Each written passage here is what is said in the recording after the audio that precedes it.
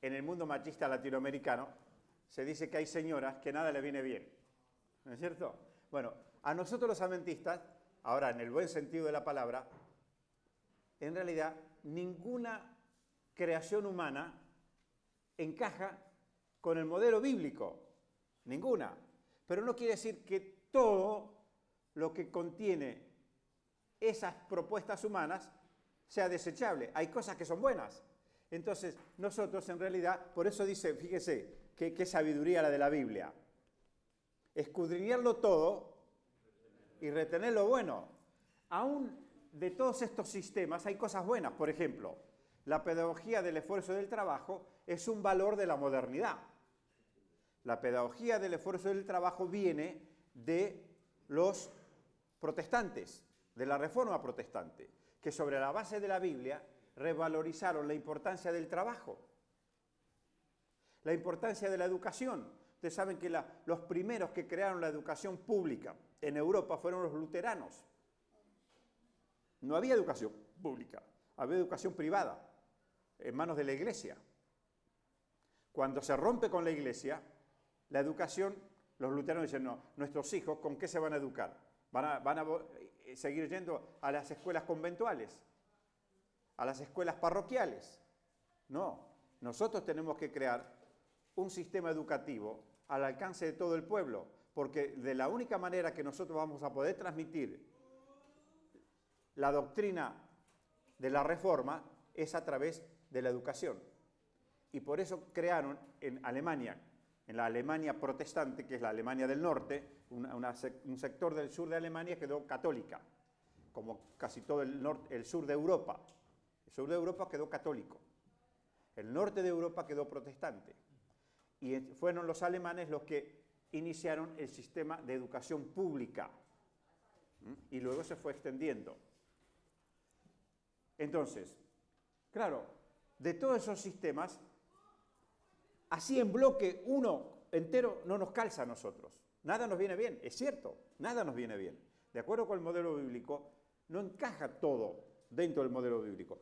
Sí podemos tomar algunas cosas que son buenas, incluso de la posmodernidad hay cosas buenas que nos ayudan. Por eso tenemos que ser muy cuidadosos, lo que yo les dije ayer del filtro, ¿no es cierto? Tenemos que ser muy cuidadosos y saber qué es lo que podemos aceptar, qué es lo que podemos usar para entrar en diálogo con este hombre posmoderno, que es lo que vamos a ver fundamentalmente. Veo que tengo suficiente tiempo porque esto es lo que a ustedes más les interesa.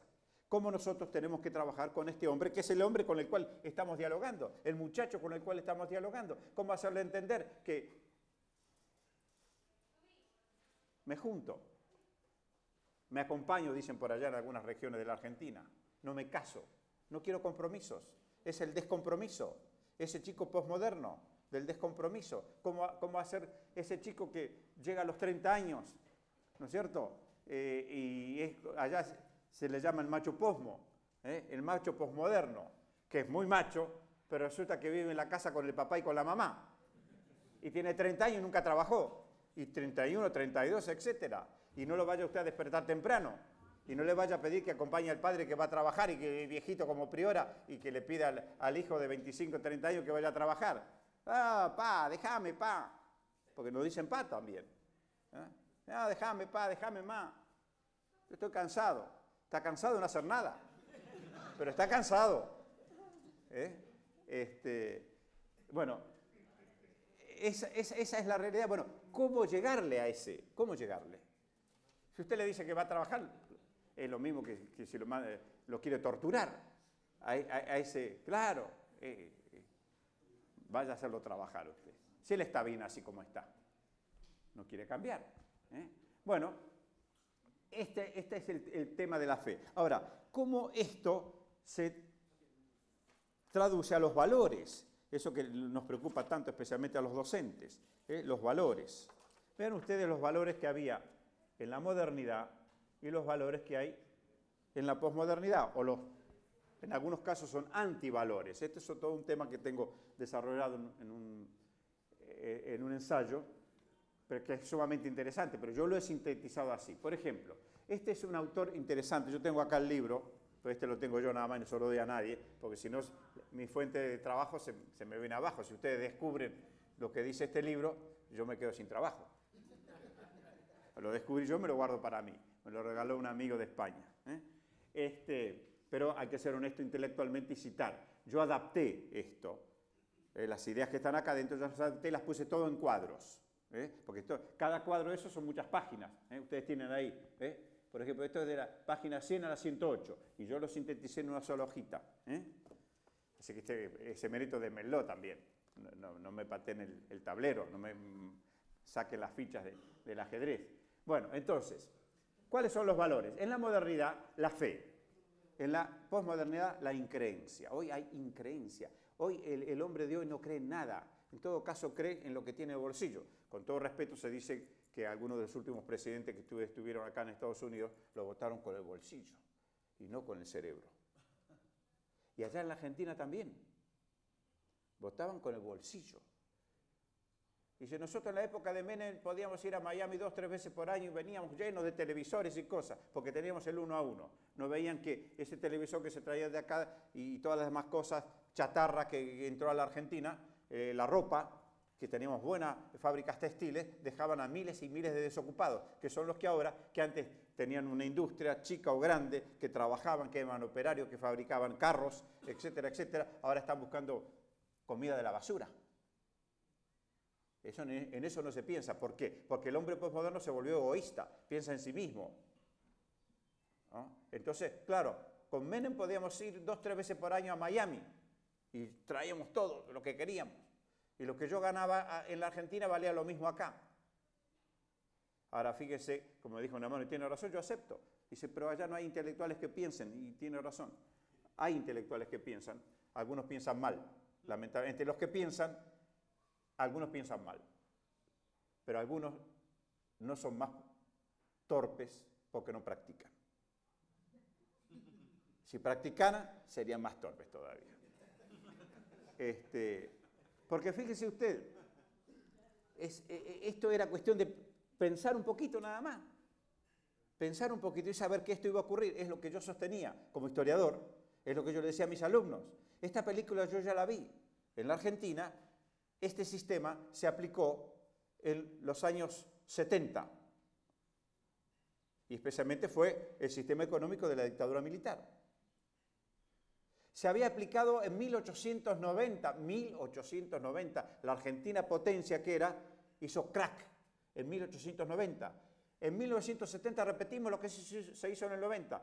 ¿En qué consistió? En que la gente, en vez de trabajar el campo, la plata que había sacado del campo la puso en la especulación financiera en 1890. Y las bolsas se hicieron, un día hicieron así, crack. Y se fundió el país.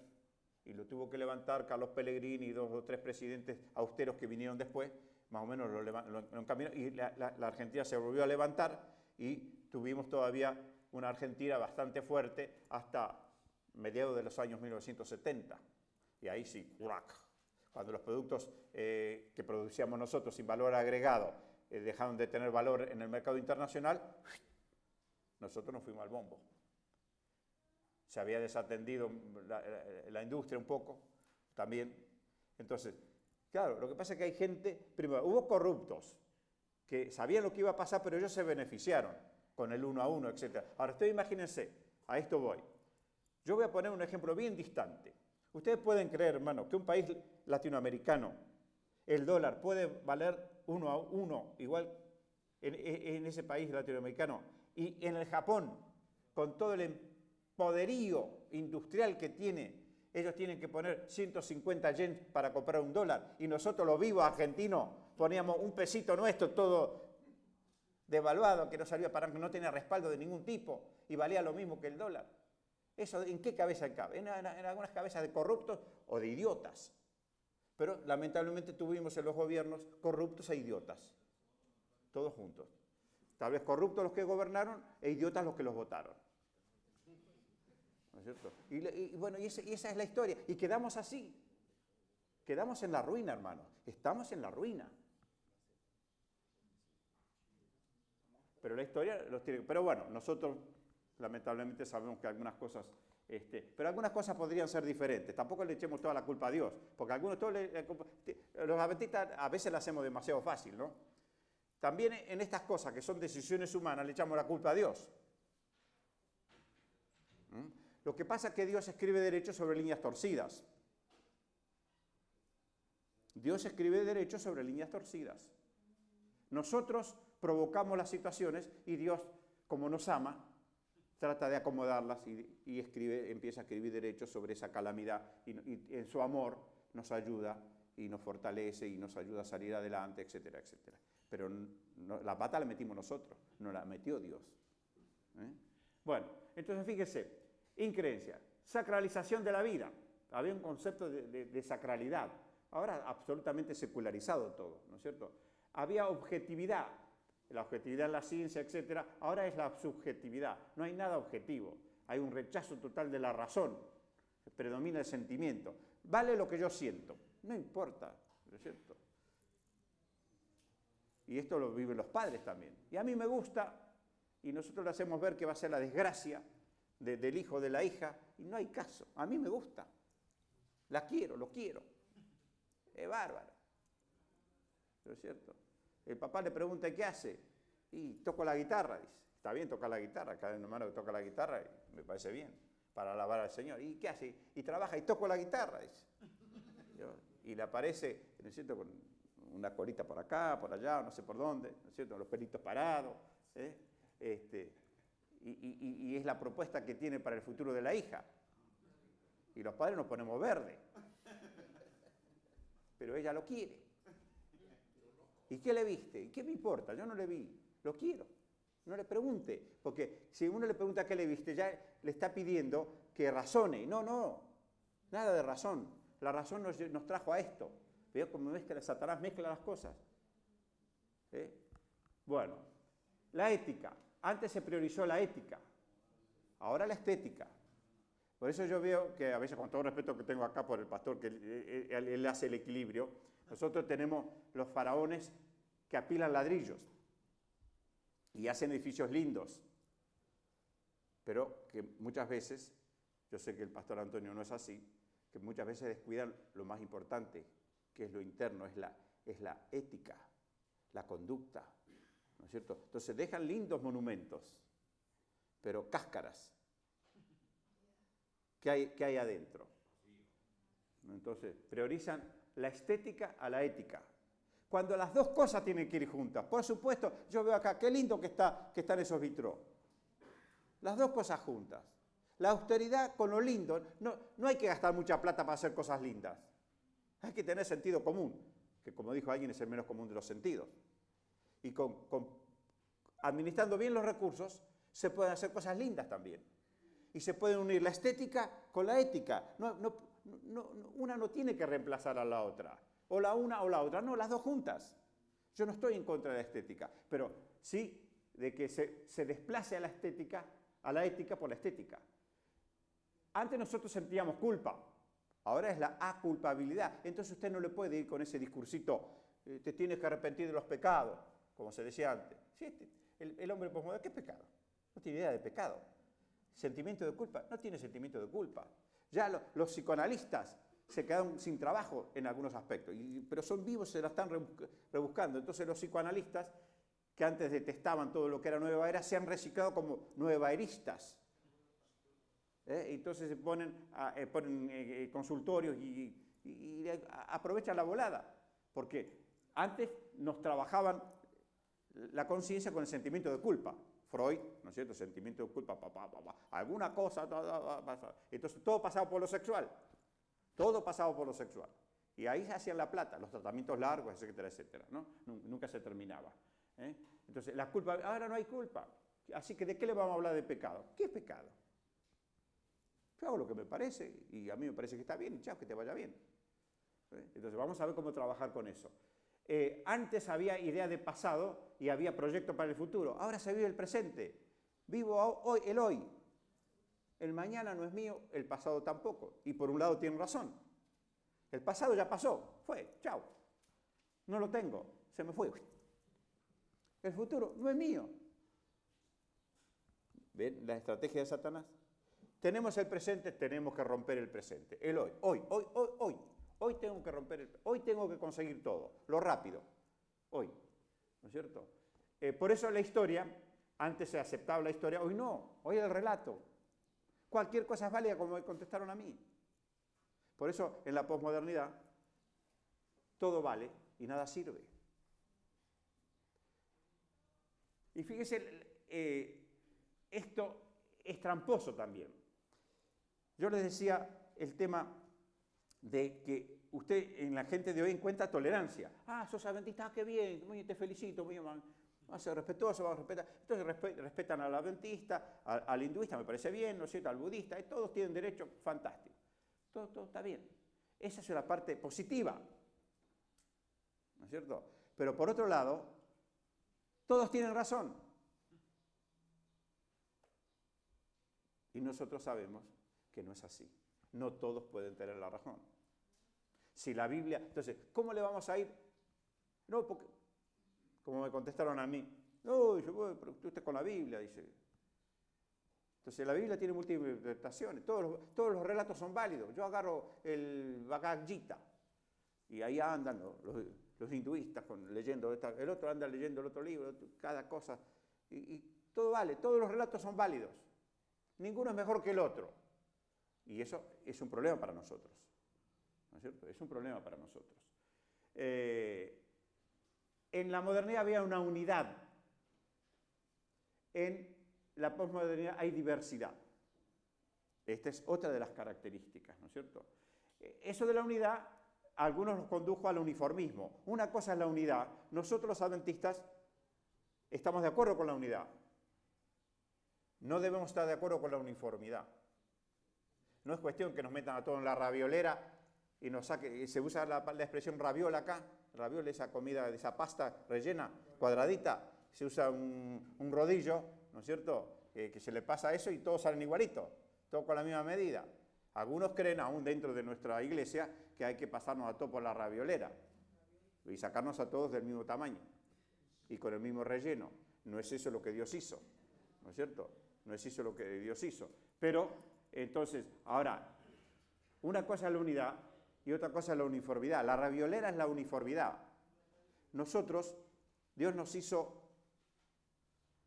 para que tengamos un solo pensamiento en cuanto a Él, una sola doctrina, una fe, ¿no es cierto?, un bautismo. Unidos en los principios. Como decía un colega mío, dice, yo soy ortodoxo en los principios, liberal en los procedimientos. Yo siempre le he dicho y he tenido algunas dificultades. Yo soy ortodoxo en un escrito está. Cuando hay un escrito está de la revelación, sea de la Biblia o del Espíritu Profecía, a mí no me mueve. Ahora, no me vengan con pavadas, con las formas, con lo que no está en la Biblia y en el Espíritu Profecía, porque es materia opinable. Y tanta razón puede tener el presidente de la Conferencia General como este modesto viejito priora.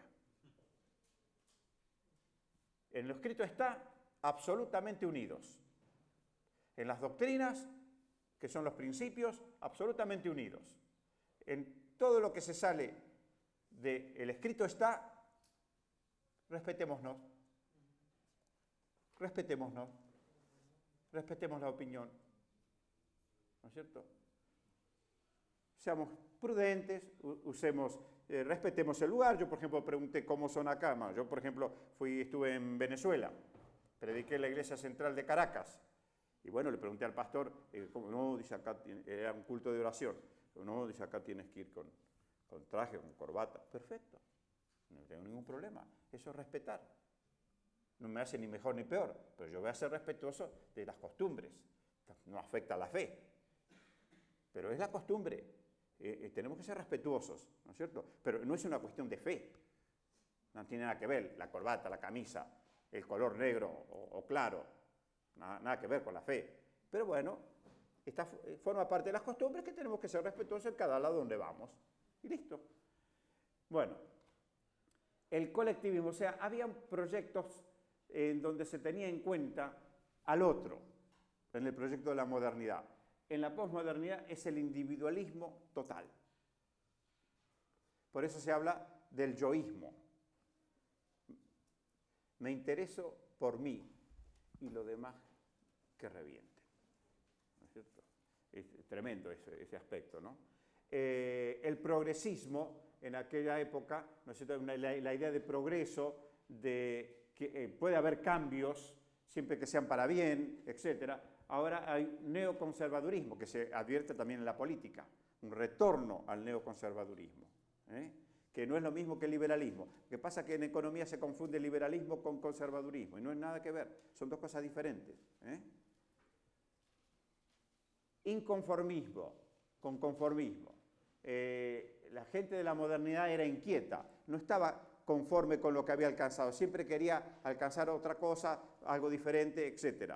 Hoy día hay un conformismo, este es el modelo que nos propone, nos metemos dentro de este molde y avanzamos. O estamos dentro de este molde o fuimos, no existimos. El idealismo, ahora es el realismo. Antes era la época de los ideales. Justo González, que es un hispano que escribió una historia del cristianismo buenísimo, tiene un tomo que se llama La era de los idealismos. Cuando había ideales de servicio, había ideales altruistas, por eso surgió el gran movimiento misionero mundial, ¿no? Hoy día lo que impera es el realismo, el aquí y el ahora, ¿no es cierto? No hay lugar para las utopías. Antes se llamaba utopía el sueño. Bueno, acá Ponce de León descubrió la Florida, ¿no es cierto? Porque él tenía la utopía de descubrir la fuente del Dorado, de la eterna juventud, etc. Había proyectos, ¿no es cierto?, que nos movían y marchábamos hacia esos proyectos. Hoy ya interesan las cosas concretas, clic, caja, cash, ¿no es cierto? Y eso es lo real. El humanismo antes, hoy el antihumanismo. Antes uno se sentía seguro con los proyectos, hoy es la precariedad. Uno se sentía seguro con el trabajo. Hoy, ¿quién está seguro en el trabajo? Nadie. Allá escuchamos permanentemente, ¿no? Mi padre, claro, la nostalgia. Mi papá estuvo en la fábrica General Motors, entró a trabajar a los 18 años y a los 65 se jubiló en la General Motors. La General Motors se levantó campamento hace un tiempo, ahora volvió. Chao, que te vaya bien. Mi papá estaba en la fábrica de heladeras, entró a trabajar cuando tenía 15 años, se jubiló a los 50 años, tenía la camiseta puesta, daba la vida por la fábrica. Chao, la fábrica bajó la persiana y ese que dio la vida por la fábrica, que se la rebusque como pueda. Hoy usted va al trabajo, eso ocurre en la Argentina, y no sabe si entra, porque le dicen, no, perdón, hoy hemos decidido prescindir de ti, ya no nos eres útil, chao, que te vaya bien. O si hoy saliste de la fábrica o del trabajo, mañana no sabes si tienes ese trabajo. Esa es la precariedad y que crea una angustia tremenda en la gente. Eso lo vivimos en la Argentina. Y supongo que es el mismo caso por toda Latinoamérica, ¿no? La precariedad.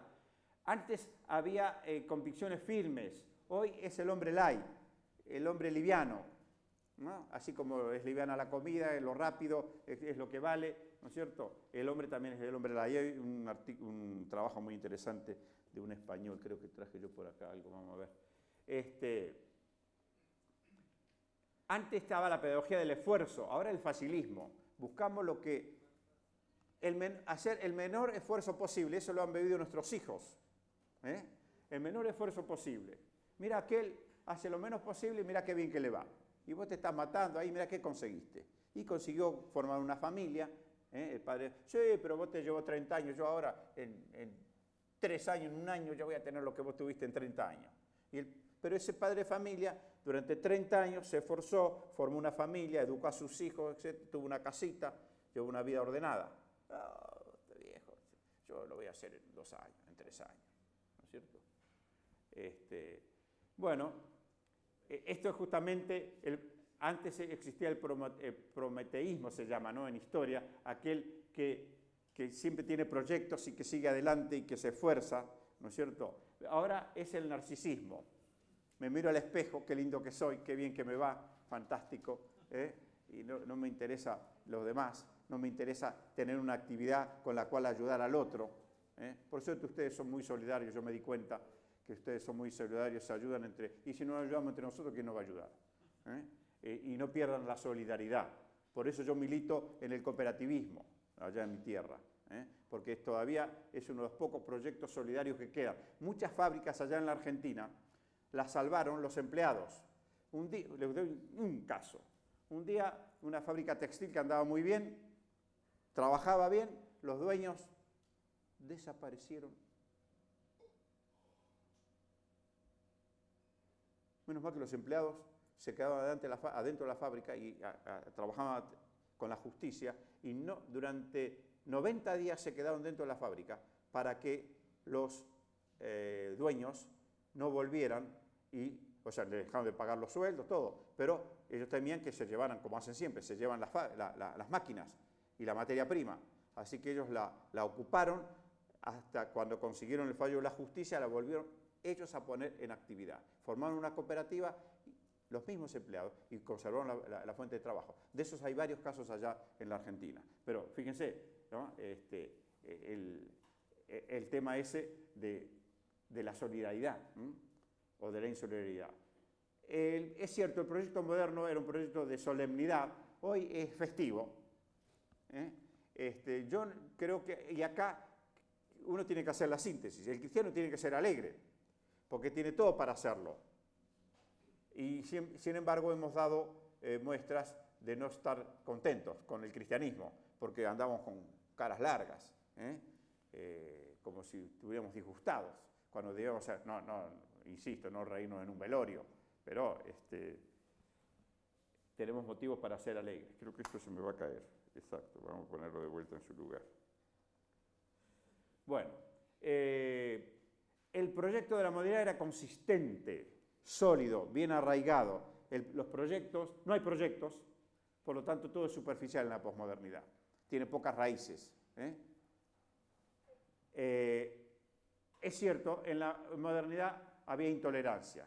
Los anglicanos no toleraban a los católicos ni a los protestantes en Inglaterra. Por eso los del Mayflower, acá los americanos tuvieron suerte que vinieron los del Mayflower. Nosotros tuvimos la desgracia que vino Cristóbal Colón. ¿Qué le va a hacer? Los del Mayflower trajeron la Biblia, la ética protestante, los principios bíblicos, la honestidad, la laboriosidad. Y nosotros vinimos aquí, las farras con los tripulantes de Cristóbal Colón, ¿no es cierto? Ustedes conocen el chiste que dice que a los cubanos les gusta la farra. Entonces Fidel, con esos largos discursos que se da, dice, a nosotros nos dicen que estamos siempre de farra, dice. Eso no es cierto, el pueblo cubano es trabajador, ¿no es cierto? Sí, Fidel. Y seguía Fidel, dándole a las 2, 3 horas. Entonces, dice que nosotros nos pasamos con la cumbia y ¿no es cierto que eso no es cierto? No es cierto, decían los cubanos, no es cierto. Es un chiste que ha llegado allá, ¿no? Pero bueno,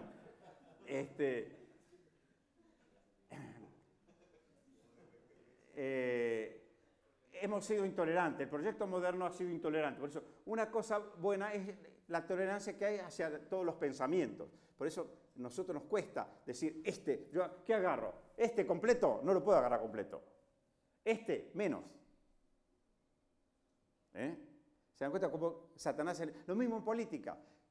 Yo trabajo mucho el tema de política porque es una de mis especialidades. Y entonces, las elecciones en la Argentina son los domingos.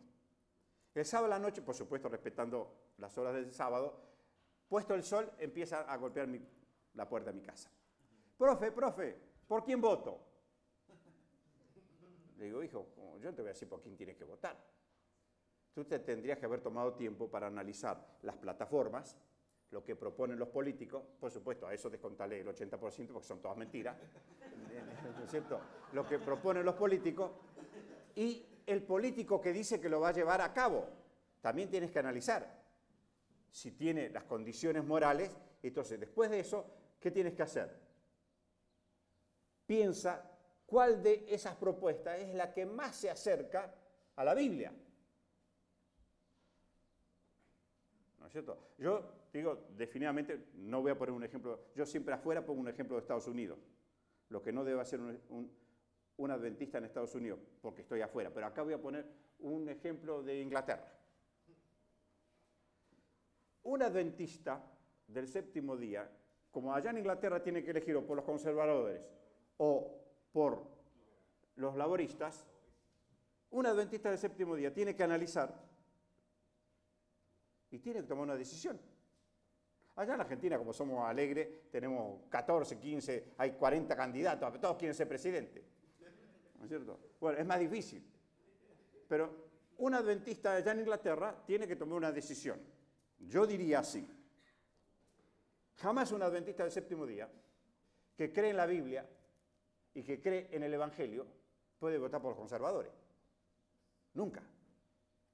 Yo respeto que haga lo que quiera, pero si nos vamos a guiar por los principios bíblicos de espíritu y profecía, de solidaridad, de esto, de lo otro, de la pedagogía, del esfuerzo, del trabajo, etc., no puede votar por los conservadores. Entonces, yo le digo eso a los chicos. Chicos, ustedes analicen la Biblia, analicen lo que dice el espíritu y profecía, tenemos bastante luz al respecto, y entonces después tomen una decisión. Pero no me pregunten a mí por quién votar, yo no se los voy a decir, porque no corresponde que yo les diga por quién tienen que votar. Pero nos tenemos que guiar por principios generales. Entonces, la intolerancia y la tolerancia, la formalidad y la informalidad. Antes era un esquema formal, ¿no es cierto? Hoy día es la informalidad en todo, en la manera de vestir y en tantas otras cosas. Antes estaba lo necesario, hoy se tiene más importancia lo accesorio que lo necesario. Antes en las casas se hacía un proyecto y dice, bueno, primero vamos a invertir en lo necesario y después si nos queda en lo accesorio. Si se puede, bien, y si no, hoy día vamos por lo accesorio, ¿no es cierto? Y no nos preocupamos por lo necesario. Bueno, antes había una definición sexual clarísima, ¿no es cierto? Dios hizo al hombre hombre, a la mujer mujer. Hoy ya usted no sabe con qué se encuentra. Hay combinaciones múltiples y todo es aceptado, y si no, nos meten preso. Hoy la iglesia adventista, ¿no es cierto, pastor Cabrera? Tiene que andar con mucho cuidado. Tiene que andar con mucho cuidado. Entonces, por eso yo les digo, hay cosas que son buenas en uno y en otro, pero hay cosas que son inadmisibles. Formas de la religión posmoderna. Formas de la religión posmoderna. ¿Qué es lo que hoy predomina en esta posmodernidad? Por eso la profesora Fonseca en este libro nos dice que la posmodernidad tiene su sistema económico, que es el capitalismo salvaje. Tiene su religión, que es la nueva era, con sus múltiples manifestaciones. Entonces, ¿cuáles son estas múltiples manifestaciones de la religión? Esotérica, ¿no es cierto? Creer en los misterios, etc. Parece mentira. Uno dice, pero la gente preparada, sí, la gente preparada es la que más se mete en estas cosas. Por supuesto, el predominio de las religiones satánicas, las religiones asiáticas, han invadido a Occidente. Hoy ya, ¿qué vamos a hablar del Occidente? Se hablaba del Occidente, de la cultura occidental y cristiana. ¿Qué cristiana? Bien, ¿qué cristiana? Hoy se cree, otra de las manifestaciones es creer en los extraterrestres. Por eso hoy estamos hablando, ¿no? Yo sé que acá estuvo el doctor Riz y con él yo le tengo un profundo respeto por él y él, que yo no soy nada al lado de él, tiene un profundo respeto por mí. Somos muy amigos. Pero él sigue sosteniendo que es todo fraude las manifestaciones de los ovnis, por ejemplo. Él sigue sosteniendo, yo no sostengo eso. Lo que yo digo es que las manifestaciones existen, lo que hay que preguntarse es de dónde vienen y quién las provoca. Pero él no acepta nada. Pero bueno, yo lo respeto, no comparto pensamiento con el doctor Riz. Y nos llevamos perfectamente bien. Para mí es otra de las estrategias de Satanás y que arrastra a mucha gente, muchísima gente. Allá en la Argentina es impresionante. formas de religiones profanas, música joven, el deporte, el cultivo del cuerpo, la diosa tierra, todos pasan a ser religiones. El culto por el cuerpo es una religión hoy en día. No digo que esté mal, pero fíjense cómo Satanás lleva a los extremos lo bueno, lo tergiversa y lo pervierte. Hoy se habla, hay que cuidar la tierra, pero la tierra es una diosa, es la diosa Gea. Y caemos entonces en el panteísmo. Claro que nosotros estamos de acuerdo, por eso la Asociación General viene hace unos años sacando documentos en la revista adventista, no en la Review y en la revista adventista, de cuál es la posición de la Iglesia Adventista con respecto al ecosistema. Una cosa es el cuidado de la tierra y otra cosa es la adoración de la tierra. Volviendo a los pueblos primitivos, por lo menos allá la Pachamama, está el rito de la Pachamama en la Argentina, en el noroeste argentino. Hay formas seculares de religión, hay profanas y hay seculares. La sacralización de la democracia, por ejemplo. Ahora la democracia, que es uno de los llamados condimentos de la posmodernidad, pasó a tener estatus de sagrado. ¿Qué se entiende por democracia? También habría para analizarlo, pero en fin.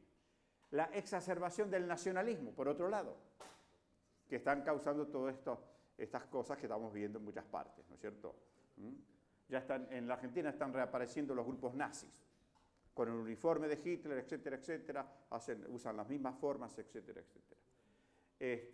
El fundamentalismo o los fundamentalismos, uno de esos fundamentalismos es el fundamentalismo islámico. Y todo el mundo cree que los islámicos son todos fundamentalistas, y no es cierto. Son exageraciones de algunos grupos islámicos que son fundamentalistas, así como hay fundamentalistas judíos, entre ellos Sharon, que son fundamentalistas, pero no todos los judíos piensan como Sharon. Así como hubo y hay fundamentalistas católicos, y podría haber algún fundamentalista adventista, ¿por qué no? El paraíso de Mamón, hoy manda el dios mercado. Y si no, la gente se levanta, pone la televisión a ver cómo andan los mercados, porque ya cuando nosotros empezamos a funcionar, los otros ya cerraron los mercados, a ver cómo anduvieron las acciones. Hoy es el dios mercado. ¿No es cierto? Y justamente en el capitalismo salvaje que nos han impuesto, el dios es el mercado. Es increíble. Y el mercado dice, ¿qué el mercado dice? El mercado dice que la zanahoria hoy... ¿Y por qué? Porque el mercado dice. Entonces usted tiene que pagar, hoy tiene que pagar la zanahoria una barbaridad. No compremos zanahoria. Y va a ver cómo el dios mercado se equivoca. No compremos zanahoria. Y va a ver cómo la zanahoria la van a tener que vender barata, porque si no se la van a tener que comer todos ellos, los acaparadores, ¿no es cierto? Seguro. Pero eso, ¿por qué? Porque no hay solidaridad. Hemos sido indiferentes. Hermanos, hemos sido indiferentes. Si nosotros fuéramos más solidarios, en algunos lugares le estamos modificando el mercado. Porque cuando irracionalmente levantan un producto por razones de conveniencia, la gente, ahora con el internet, se manda toda una carta a todo el mundo y dice, hoy no compremos rabanitos. No sé si se llaman rabanitos acá, ¿no es cierto? O para seguir el ejemplo de la zanahoria. Y entonces, pero hay que tener una conciencia solidaria. Entonces, no compre, y va a ver cómo va a bajar, ya que la ley es de la oferta y la demanda, las leyes del mercado, pero para eso nos tenemos que solidarizar, ¿no? Bueno, hoy hay un cristianismo a la carta. Fe cómoda, fe emocional, todo lo que entra por los sentidos nada más, fe emocional, pluralismo, todo vale. 5 minutos, muy bien. Seguimos.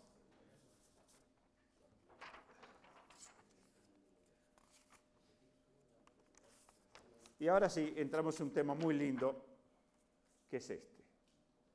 ¿Cómo evangelizar en la posmodernidad? ¿Qué les digo yo de este hombre? ¿Por qué me gustó? Porque este es un pastor evangélico, es un científico, se llama posmodernidad, el doctor Antonio Cruz. Yo he tomado y le he modificado, o sea, he adaptado a nuestra perspectiva. Pero este libro es fantástico porque me gustó, porque él es un científico, es un biólogo, pero a su vez es un pastor evangélico, preocupado para ver cómo se hace ahora para seguir con la evangelización, que es la misión que tiene todo cristiano fundamentalmente evangélico. Y él dice cosas sumamente interesantes al respecto. O sea, ¿cómo tenemos que relacionarnos nosotros con la posmodernidad? Voy a usar un ejemplo, no quiero ofender a nadie, pero voy a usar un ejemplo.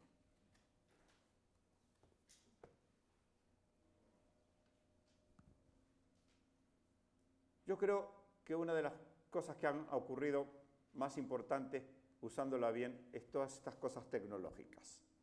La computadora para mí me parece que es una maravilla. Ya se hace difícil vivir sin la computadora.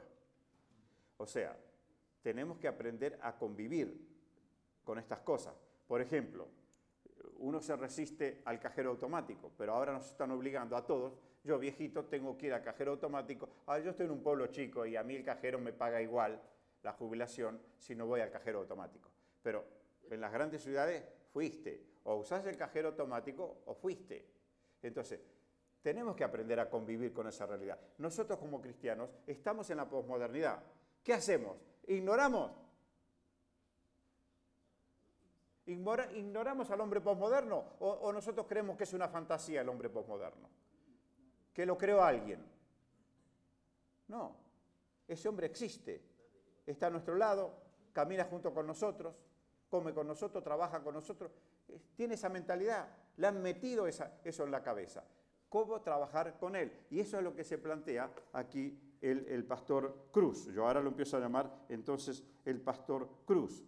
Y él dice cosas sumamente interesantes. Dice, ¿qué podemos hacer hoy los cristianos evangélicos frente a esta sociedad posmoderna en la que nos ha tocado vivir?